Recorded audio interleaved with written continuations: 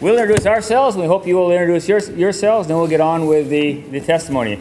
I'm Steve Franzik. I teach political science at the U.S. Naval Academy. I'm Margaret Branson, Associate Director for the Center for Civic Education. And good afternoon. I'm Scott Kawasaki. I live in Fairbanks, Alaska, and I'm the youngest member of the Alaska State Legislature. Since this is the last one of the day, you guys are really going to have to wow us because I think we're tired. Oh, they'll do it. They'll do it. And, but I've heard good things about Colorado. And would you please introduce yourselves? Hello, my name is Logan Conkle, and I'm a junior. I'm Zach McCain, I'm a junior. I'm Michelle Sape, and I'm a junior. I'm Wilson Scarberry, and I'm a junior. And that is our teacher, Mr. Mark Talhofer. Great. As you probably figured out, we're doing question number 3. Let me read that for everyone else. In comparison to other democracies, the American political culture still contains many of the values that make for a vibrant democracy, and these may have even increased over the past several decades. Tocqueville would not recognize contemporary America, but he still might conclude that his observations about democracy in America generally hold true today. Do you agree or disagree? Why? Tocqueville said there was a greater opportunity and equality of condition among people in America than anywhere else. Is that still true? What evidence can you offer to support your position? Tocqueville said Americans sought to rely on their own efforts to solve problems and resist the evils and difficulties of life. Is that still true today? And what evidence can you offer? You may begin. Alexis de Tocqueville's work, Democracy in America, details his observations and critique of early American political culture. In his travels, Tocqueville noticed that Americans were guided by an enlightened self-interest, whereby they would voluntarily join together in associations to further the interest of the group and to serve their own interests. With this in mind, Americans demonstrated how an enlightened regard for themselves constantly prompts them to assist each other. Tocqueville noticed that there was a tendency of modern states to head toward despotism, not democracy. Political freedom is difficult to achieve, Tocqueville observed, and it requires diligent leadership and the right mix of institutions. De Tocqueville viewed the liberal democracy of the United States as a happy exception to most political arrangements around the world.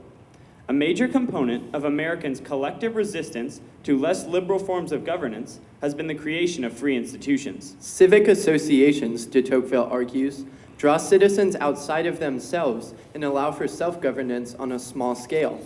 But perhaps more important, when opportunities for self-governance are combined with the pursuit of common interests and values, civic associations can transform themselves into political organizations, groups aimed at actively shaping political outcomes. The key to the latter involves having a chance to do so, because these associations exist in a democratic polity. De Tocqueville observed that American society provided equality of condition to its citizenry. We submit that even during de Tocqueville's time, this observation was inaccurate. Equality of condition amounts to pure egalitarianism and is not supported by a capitalist society.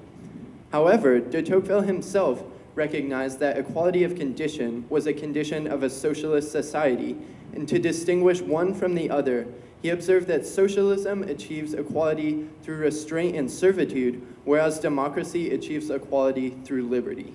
While Americans have always valued the ability to climb the ladder of success, it would be naive to suggest that all persons of equal talent and ambition are afforded equal opportunity. Still today, public schools, libraries, and healthcare are better in wealthier communities. Certainly, this was even more apparent when de Tocqueville traveled to the U.S. in 1831. Nonetheless, we agree that de Tocqueville may not recognize American society today, but perhaps for different reasons than the author of this quote. We believe that the changes American society has undergone in the past several decades makes ours an even more exceptional democratic state than the one he observed. First, the political culture of America emphasizes the importance of the individual to governmental success. Our democratic process relies on voting rights, freedom of speech, civic engagement, and individual participation.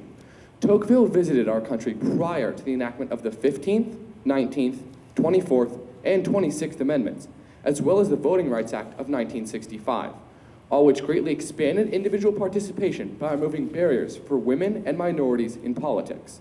In addition, the American judicial system, as established by Article 3 and armed with the power of judicial review after Marbury versus Madison, also perpetuates the values that make for vibrant democracy. Perhaps the best examples of this come from the civil rights movement of the mid-20th century. At this time, some Americans use the courts to redress grievances and societal wrongs. For example, Brown v. Board of Education overturned the long-standing policy of separate but equal as established by Plessy versus Ferguson. Ultimately, a vibrant democracy must rely on the knowledge, skill, and virtues of its citizens and their elected officials. Education that imparts that knowledge and skill and fosters those values is essential to the preservation and improvement of the American constitutional democracy and civic life. We are now open to questions. Thank you. Margaret? I appreciate your argument that equality of condition may lead to socialism, or that it would be inconsistent with notions of capitalism. But I'm wondering if you would identify and believe that there are any obligations that government has to produce opportunities or equalize opportunities for people. I believe one of the main governmental responsibilities is for education of its citizens. To keep informed voters, we need to have education available to all, and they need to ensure equality. As my colleague Ms. Sape talked about, education is essential in America, and public schools provide opportunities for many citizens of the United States. And as a study in the census shows, people that reach higher education levels are more likely to participate in government and more likely to vote. So by educating our citizens, we are giving them an education as well as encouraging democratic values such as voting. And before we can look to things such as education, the government feels an obligation to give other basic opportunities to the citizens of the United States. For instance, Section 8 of the 1974 U.S. Housing Act created government subsidized housing, which before educating, we need to give people more basic privileges and opportunities and basic amenities if they are to become citizens of our country.